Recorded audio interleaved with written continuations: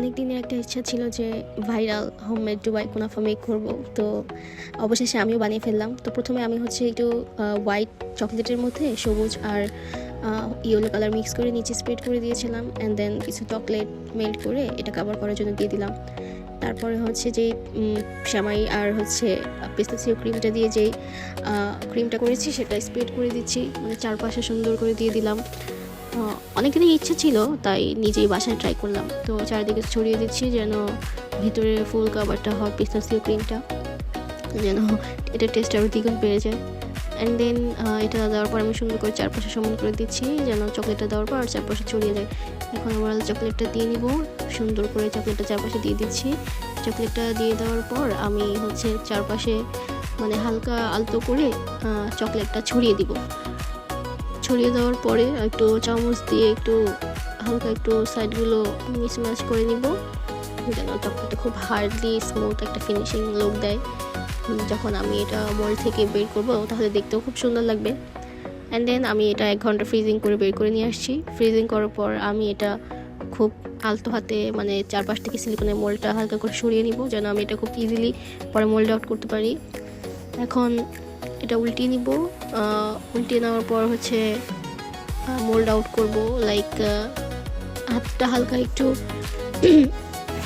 আমার একটু গলার একটু প্রবলেম হয়েছে, মানে কয়েকদিন এতটা প্রেশারে আছি রোদের কারণে, তাই এখন এটাকে উল্টিয়ে নেওয়ার পর আলতো হাতে সুন্দর করে আমরা এটাকে মোল্ড আউট করব।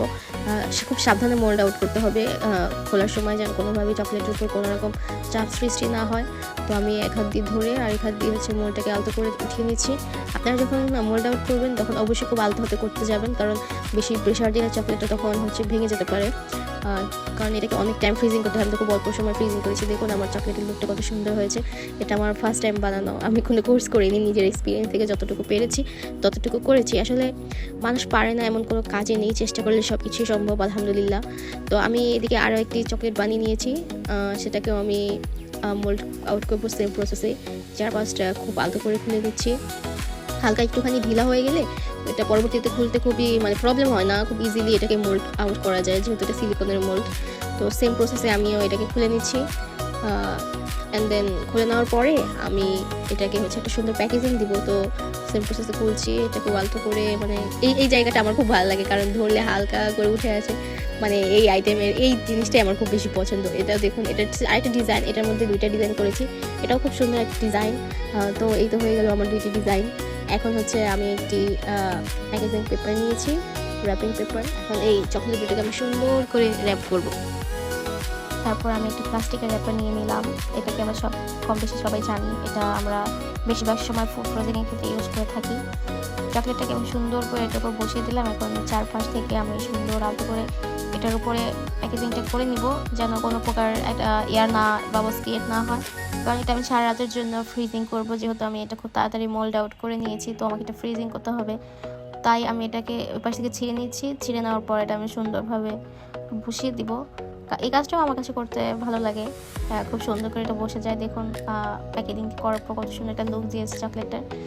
এখানে আমি একটা সুন্দর লোগো বানিয়ে নিয়েছি। যেহেতু আমি আগে থেকে একটা কেক বানাই, তো আমার কাছে লোগো ছিল, সেই লোগোটা আমি সুন্দর করে বসে দিয়েছি। এবং সুন্দর একটা ভাইবস দেওয়ার জন্য আমি এখানে একটি প্যাকেজিং করে নিয়েছি। যদি আমি প্রফেশনাল না, ইনশাল্লাহ একসময় প্রফেশনাল হবো, তখন হয়তো আমার চকলেটের লুকগুলো আমি আরও প্রফেশনাল ভাইবস আনার ট্রাই করবো। এখানে আমার এই প্যাকেজিংটা করতে আমার হাজব্যান্ড খুব হেল্প করেছে, সে সুন্দর করে আমাকে একটা প্যাকেজিং লুক এনে দিয়েছে, তার জন্য তাকে ধন্যবাদ। আসলে বিজনেসের ক্ষেত্রে কাছের মানুষের, প্রিয় মানুষের হেল্প আসলে অনেক গুরুত্বপূর্ণ।